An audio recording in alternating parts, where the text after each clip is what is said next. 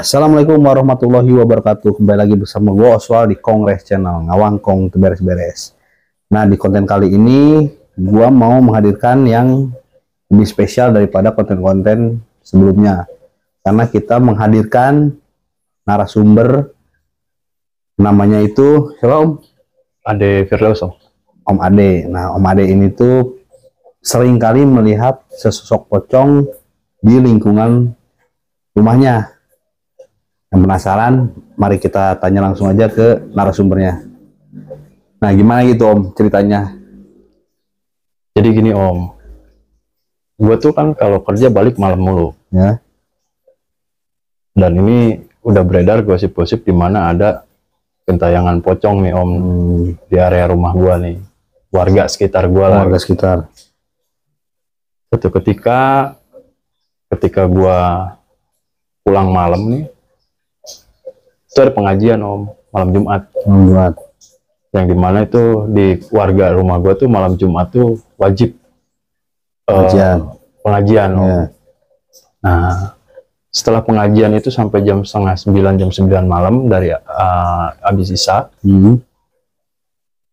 tetangga gue nih malah dangdutan Om, istrinya sama teman-temannya, berikut sama suaminya juga.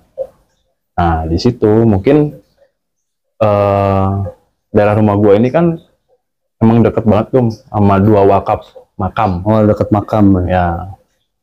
Jadi di satu momen ketika si istrinya ini lagi nyanyi-nyanyi dangdut itu, di belakang jendelanya itu, belakang persis si istrinya itu ada sosok pocong Om. Oh gitu. Nah, tunggu sebentar Om. Itu jadi sekilas ceritanya Om Ade. Bagi pencinta horor yang dimanapun kalian berada, jangan lupa di like, comment, and subscribe channel kita yang sudah mensupport channel kita sampai sekarang. Gue ucapkan banyak terima kasih. Sebelum masuk ke ceritanya, kita nyalakan dulu sesajanya.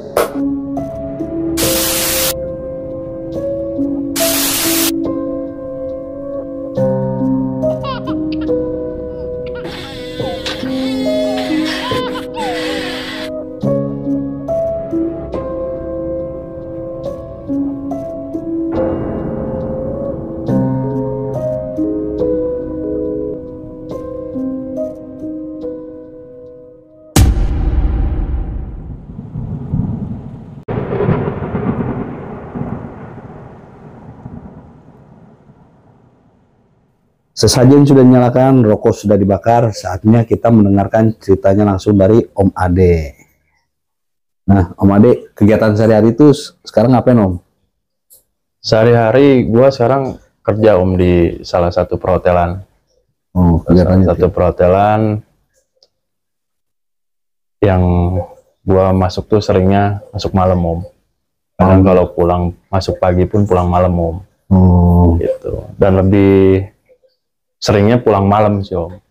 Terus setiap hari? Setiap hari, dan udah jalan hampir 3-4 tahun inilah. Kuat ya Om ya?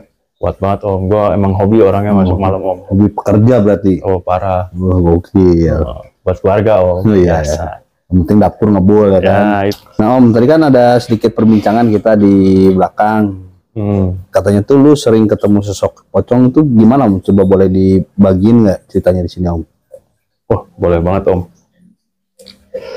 Sambil nyalain rokok kali Om ya. Oke gas. Slow aja di sini Om. Di gue tuh gimana ya? Mata gue tuh kayak mata spesial Om. Oh, sensitif berarti ya? Sensitif. Rasa gue juga sensitif sama hal-hal kayak gitu. Awal mulanya sih gini Om. Gue sih nggak tahu ya bener apa enggak ceritanya. Kalau dengar-dengar dari orang itu, gue tuh kayak punya keturunan Om. Oh. Yang dimana gue punya indera rasa sama penglihatan gue tuh tajam sama hal kayak gitu. Karena yang gue tahu juga bokap gue bisa orang yang ngerti kayak gitu-gitu gitu. Nah gue juga dibilangnya kalau gue tuh ada turunan dari dia. Cuma ya gue sih nggak terlalu percaya sama itu, cuman dari info yang gue dapat dari orang-orang yang bisa juga, kalau gue tuh ada kayak ngaping gitu om, yang bentuknya nggak tau lah apa, bilang sih ada harimau lah segala macem gitu om. Nah mungkin di situ mulai awalnya kenapa gue sampai bisa mungkin awalnya ngerasain hal-hal yang berbau mistis lah ya, nggak kelihatan kasat mata, kelihatan kasat mata om. Jadi awalnya gue punya rasa setiap gue kerja itu kalau masuk malam nih om, kayak ada yang bercandain gue lah, ada yang iseng lah, ada kursi kantor gue digeser lah, kayak gitu-gitu om. Sampai terus berjalannya waktu, pertama kali gue lihat itu sebenarnya bukan pocong om. Apa tuh? Itu kayak sosok hitam gede om. Gue ceritanya lagi mau nginep gitu di rumah teman gue di daerah Bogor Timur lah. Gue mau nginep, gak jadi om ceritanya om. Gue balik lah itu jam 1 malam ke rumah pagi, tuh. Ke rumah, gue balik ke rumah tuh. Karena gue nggak bisa nginep, karena nyokap gue sempat hubungin gue suruh gue balik. Nah di situ pas gue balik itu kanan kirinya dekat rumah teman gue tuh pemakaman sawah om, yang dimana notabene itu sawah semua kanan kiri itu di jalur itu doang gitu.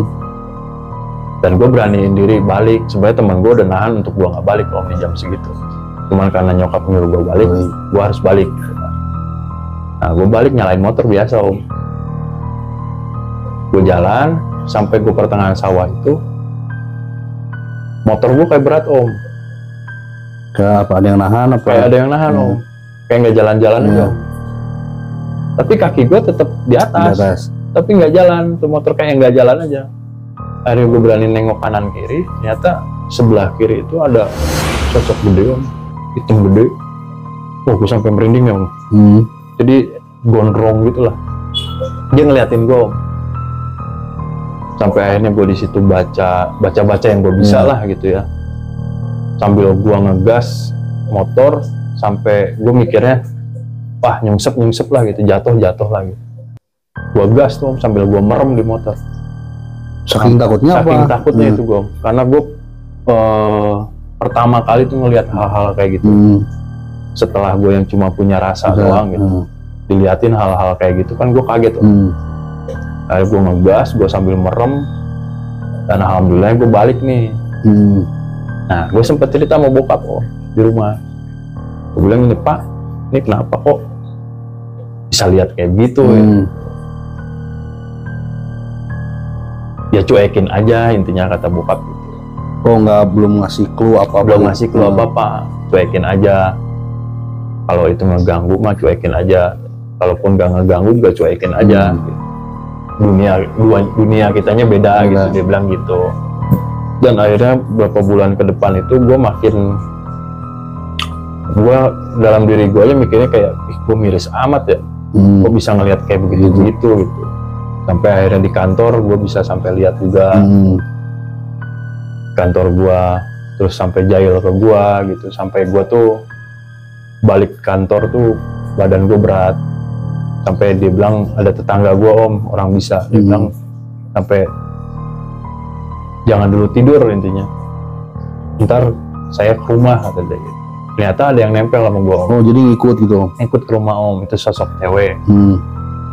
Sosok cewek, dia pakai kayak, kalau informasinya dari orang ini yang bisa ini, dia pakai kebaya merah om. Dia suka katanya sama gue. Ngeri juga gitu. Si infonya sih itu om, kebaya merah, ceweknya cantik om, berbentuk manusia cantik.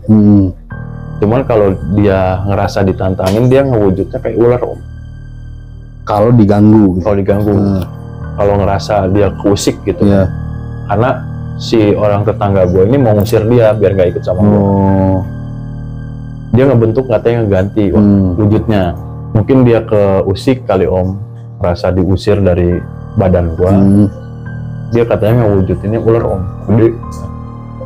kayak ular modelan piton kali om ya, yang gede gitu ya. Nah udahlah skip tuh, itu udah selesai, udah keluar lah dari badan gua.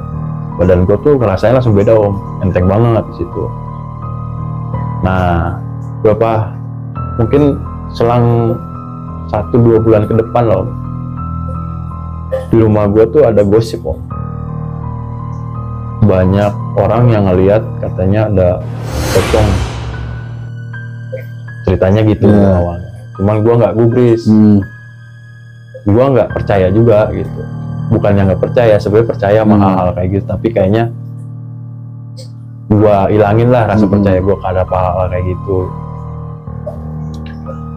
Dengar ceritanya si pocong itu tuh ada di atas genteng rumah orang, gelantungan kayak gitu om. Nah akhirnya ini yang gua rasain nih om.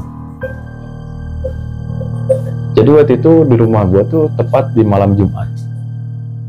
Di rumah gua tuh warga-warga sekitaran rumah itu tiap malam Jumat itu selalu ada pengajian om.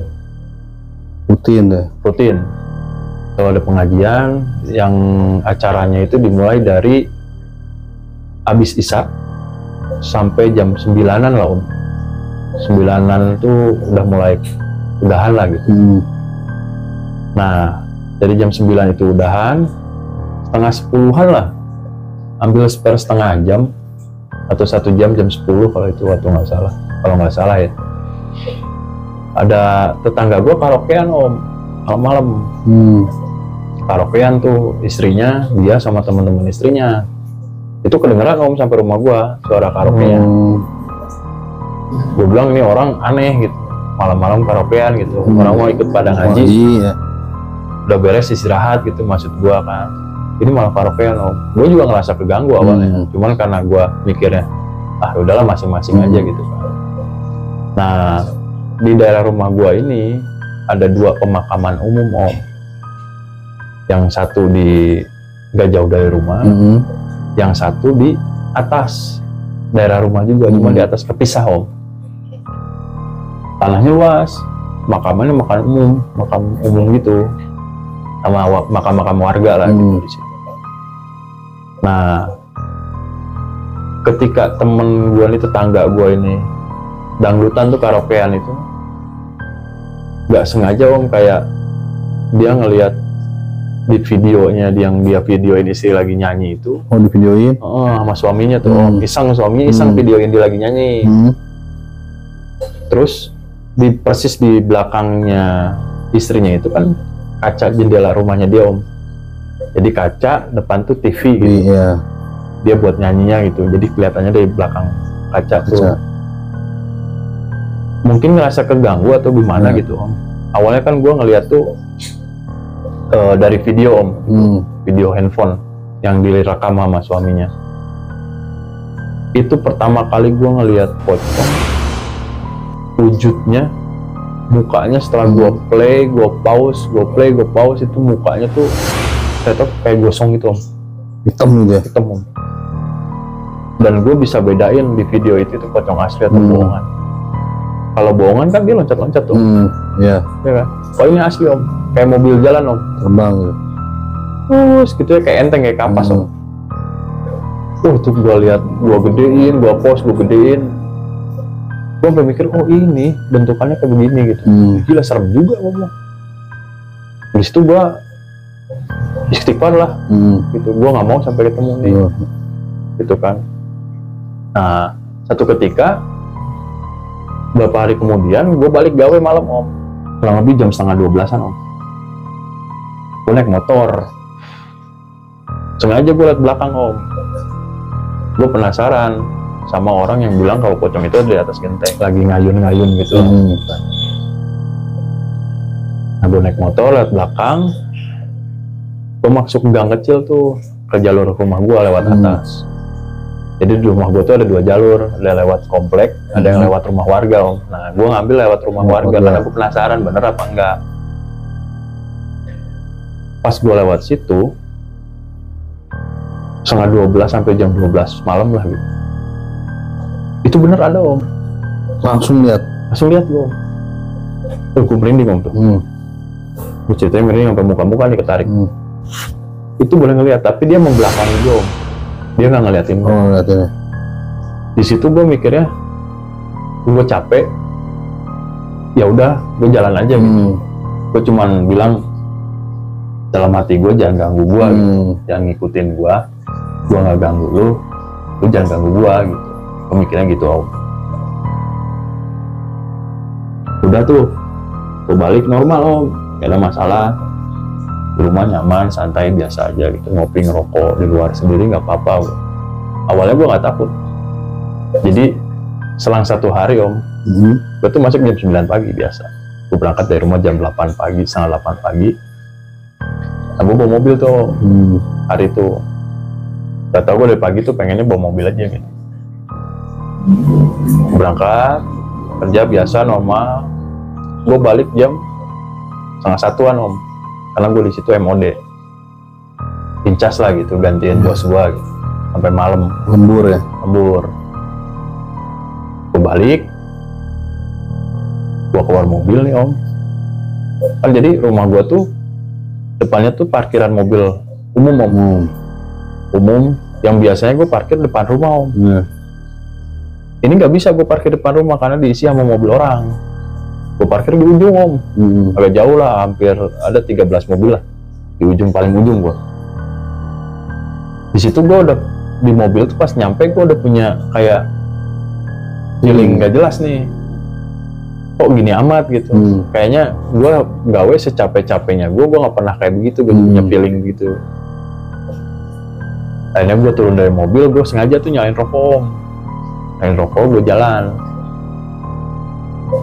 Jadi di rumah gue itu, kalau kayak makam pertama itu, dari rumah gue tinggal lurus jalan kecil om, itu udah makam om. Deket banget berarti. Deket banget om, cuman radius 100 meter lah. Lu jalan kaki udah kelihatan itu. Lu jangan kan jalan om, dari depan rumah gue nengok ke kanan itu udah jalur makam itu.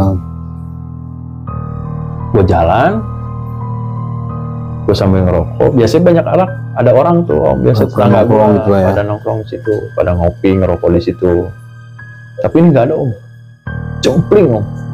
Nggak ada orang, nggak ada. Kayak gue tuh kayak di dunia apa ya, mungkin dibilang kayak hidup sendiri aja gitu. Hening, kayak kuping gue tuh kayak bonge om. Gue nggak bisa dengar ada angin, gue nggak dengar kayak ada mungkin apa lalai gitu ya, biasanya kan ada kelelawar, anak-anak kelelawar kan nyangkut di pohon gitu kan. Itu gue nggak denger om, hening aja gitu. Nah gue jalan, gue kan mayoritas kan gue kalau gue belok tuh langsung jalur makam tuh, ngeliatnya gue lurus. Nah di situ om gue diliatin om, gue merinding om. Gue nggak mau lihat lagi pocong, takut. Padahal udah sering ngeliat gituan ya? Udah sering, tapi gue bukan terobsesi ya, jadi kayak keinget karena gue ngegedein, ngecilin video itu om. Jadi gue inget mulu mukanya gitu. Sampai sekarang masih inget gue. Sampai gue tuh, wah amit-amit tuh jangan sampai ketemu gitu. Gue selalu tuh kalau pulang malam jangan sampai. Nah di situ om, itu mau nggak tahu apesnya gue atau apesnya dia kelihatan sama gue. Karena kan yang gue tahu kalau goib-goib kayak gitu bisa dilihat sama manusia, berarti dia lagi apes kan, juga. Gitu kan. Katanya sih ini juga, cuma gue nggak tahu. Itu kelihatan om. Lu tahu ini kan apa almarhum penari itu yang apa, Michael Jackson ya? Yang badannya bisa begitu om. Ya goyang-goyang gitu ya. Itu bener-bener begitu om. Dia badan tuh sampai begini om. Sampai hampir 80 derajat miring lah. Sampai kayak lu kalau kayak kayu tuh dibelokin sampai begini nih om. Gue liatin pas gue mau coba jalan nih, karena kan pagar rumah gue itu kan hampir setengahnya lah gue menuju pagar rumah. Itu dengan tekad gue memberanikan diri untuk masuk ke rumah itu susah banget om, karena dia nggak lari-lari om, dia nggak cabut-cabut, udah ngilang gitu, ngeliatin om. Itu bener-bener ngeliatin. Gue sampai bingung, gua berhenti, kalau diem dia masih di situ, guanya yang boncos om. Takut gua. Oh itu dekil om, kayak kain putih yang terkubur lama di tanah gitu. Kayak coklat lah gitu, tapi dekil banget itu. Mukanya hitam om, mukanya hitam. Gua nggak bisa lihat matanya tapi itu jelas banget gue lihat mukanya hitam om. Kayak gosong gitu, kayak benar persis yang di video teman gue. Masih berani ya ngeliat mukanya berarti ya lu om? Karena gue nggak ada pilihan om. Gue mau nunduk susah, gue mau ngedip mata aja susah. Itu kayak bener-bener gue tuh berdiri kayak, lu pernah ngerasain erup-erup gak sih om? Iya. Ya begitu om. Gue tuh nggak bisa gerak. Akhirnya gue di situ istighfar, gue lari om. Mungkin dia pikir gue ngejar dia atau gimana kali ya. Itu terbang om. Merinding lagi tuh sampai berdiri tuh om. Itu sampai terbang om, kayak terbang aja kayak lu main layangan lah. Terbangnya kayak kapas om. Itu gue lari aja, kalau gue nggak megang tembok rumah gue, itu gue bablas om. Saking kenceng lari. Satu gue kenceng larinya, saking takutnya. Itu tuh gue sampai mata gue tuh keluar air mata om. Saking gue takutnya om. Gue tuh bukan orang tipikal yang penakut yang harus takut dengan hal apa gitu. Gue nggak pernah takut, justru orangnya gue penasaran om.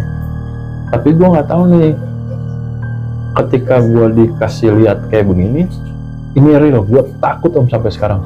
Gue nggak mau tuh lihat yang kayak begitu lagi om. Ya karena terbayang video itu juga kali ya. Itu dia satu itu, sampai akhirnya gue waktu itu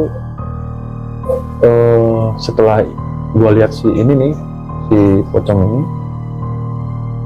gue minta buat kayak, mungkin gue bilangnya kayak mata batin kali om.